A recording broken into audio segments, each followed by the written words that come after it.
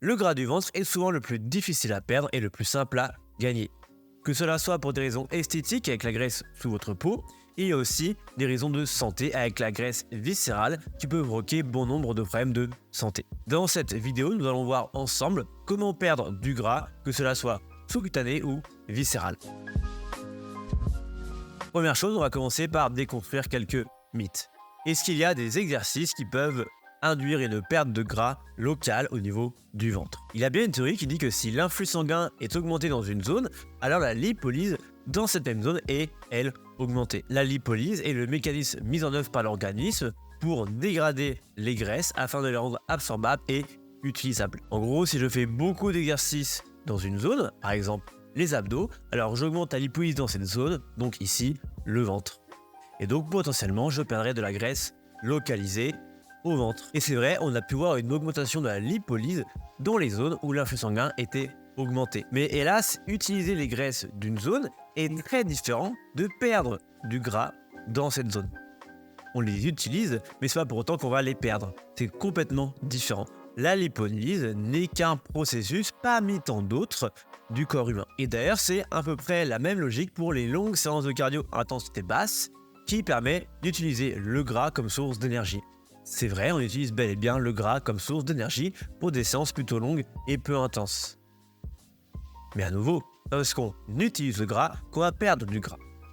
Dans votre voiture, quand vous utilisez de l'essence, vous allez remettre de l'essence après. Donc en fin de compte, on revient toujours au même point, vous êtes plein d'essence. On peut faire un peu la même analogie avec le gras.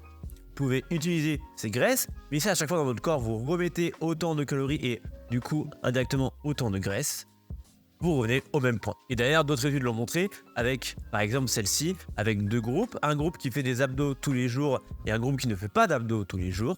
Et à la fin, on regarde si un des deux groupes a perdu le plus de masse grasse au niveau du ventre.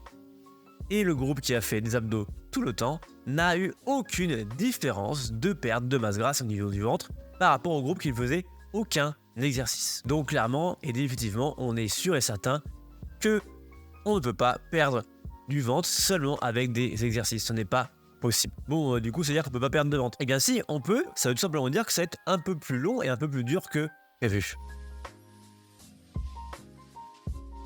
La première étape va être de perdre du gras sur l'ensemble du corps. Je sais que c'est quelque chose qu'on le répète souvent, mais pour cela, il va falloir être en déficit d'énergie. Donc, amener moins d'énergie dans votre corps que ce que votre corps consomme en une journée. Comme ça, on va pouvoir utiliser nos réserves. Nos réserves, c'est la graisse qui est là en cas de période de famine.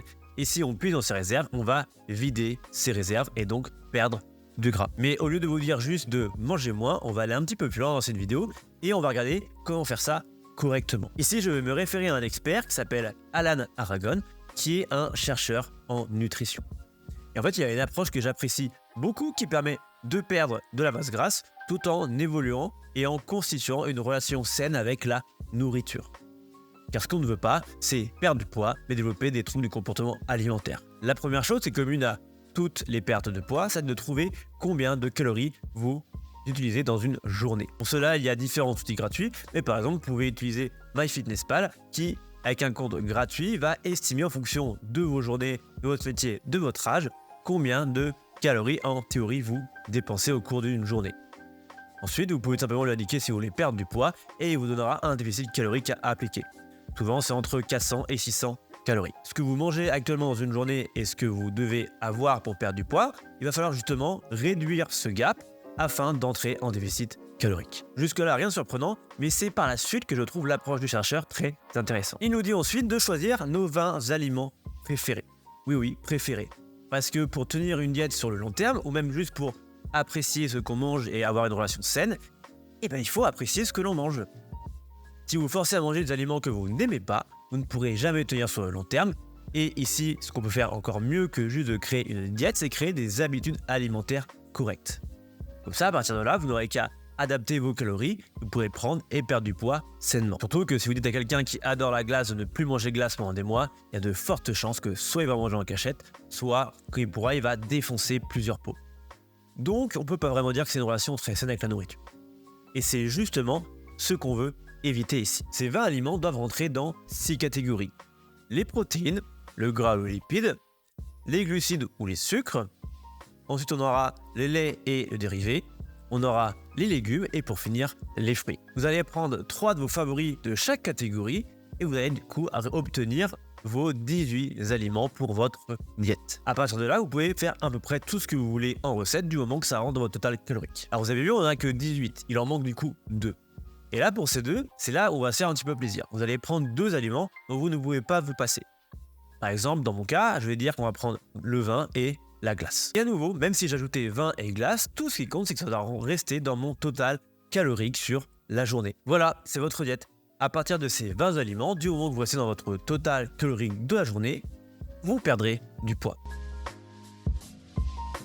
Bien entendu, je suis obligé de parler des protéines, car on veut perdre du gras et pas du muscle. Alors pour garder ces muscles, il va falloir manger suffisamment de protéines, car oui, vos muscles sont constitués justement de protéines. Pour cela, on va rester sur le classique 1,6 g de protéines par kilo de poids de corps.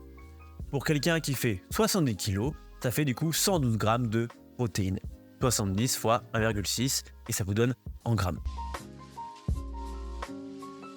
Parlons maintenant du sommeil. Bien entendu, pour la santé et du coup pour la perte de poids, le sommeil a son importance. Bien que cela ne va pas influencer directement votre perte de poids, il y a quand même quelque chose qui est à prendre en compte. Un groupe va avoir un temps de sommeil classique et un autre groupe va avoir un temps de sommeil qui va être restreint. Et à la fin, on compare s'il y a une différence sur leur perte de poids à la fin de l'étude. Et à la fin, les 2 groupes ont perdu autant de poids. Cependant, et c'est quelque chose de très important, c'est que le groupe qui avait un sommeil restreint a perdu beaucoup plus de masse musculaire que le groupe qui dormait convenablement. Et on se rappelle, ici on veut perdre de la masse grasse et non du muscle. Il va donc falloir dormir suffisamment lors de vos pertes de masse grasse. De plus, d'autres études ont montré que manquer de sommeil augmente l'appétit dans la journée, on mange plus sans s'en rendre compte et permet, hélas, de stocker plus de gras sous forme viscérale qui, je le rappelle, sur le long terme, peut être dangereux.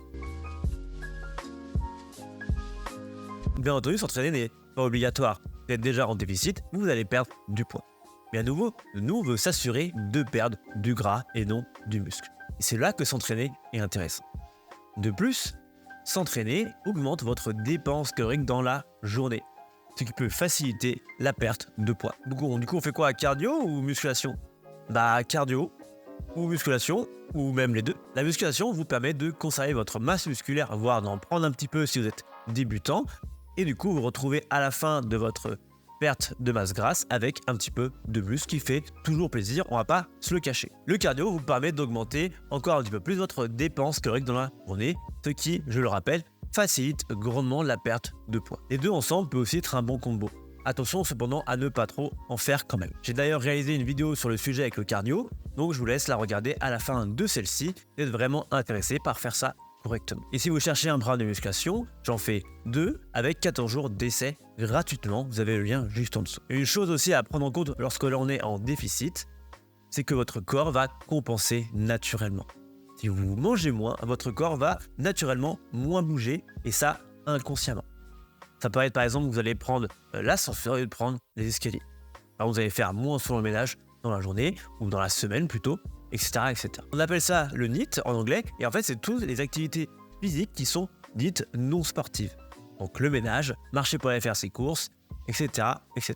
Et justement votre corps va progressivement les réduire de façon inconsciente pour dépenser moins d'énergie dans la journée vu que vous en amenez moins. Et c'est inconscient, donc votre corps le fera de toute façon, vous allez bouger un petit peu moins sans vous rendre compte.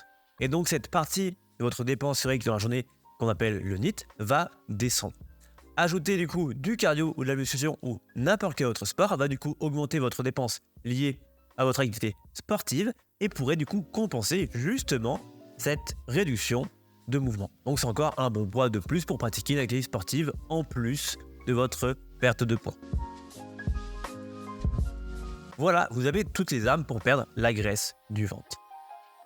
Certaines personnes n'ont pas de chance et vont stocker plus facilement au niveau du ventre et donc ça va être simplement un petit peu plus difficile, un petit peu plus long. Ce n'est pas impossible, mais ça demandera plus de rigueur et d'être un peu plus constant et donc patient. Soyez fiers de tous les petits progrès que vous allez faire au cours de cette perte de masse grasse. Vous allez perdre par exemple du gras au niveau des épaules, au niveau par exemple des fesses, des cuisses, du visage, etc., etc. Ne restez pas forcément concentré que sur votre ventre.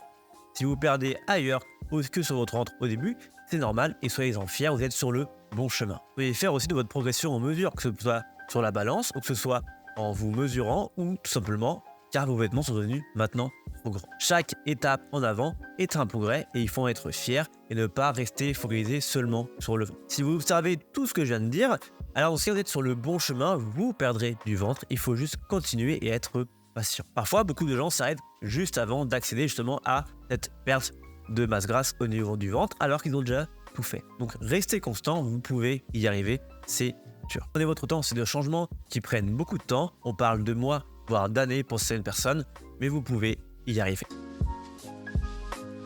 Voilà, cette vidéo est maintenant terminée. Si cela vous a plu, n'hésitez pas à me le dire en commentaire, vous abonner, lâcher un petit like, ça fait toujours plaisir. Si vous voulez plus d'infos sur le cardio pour la perte de poids, j'ai fait une vidéo justement avec les différentes erreurs à éviter sur le sujet. Merci à tous d'être arrivés jusqu'au bout de la vidéo et moi je vous dis salut la team.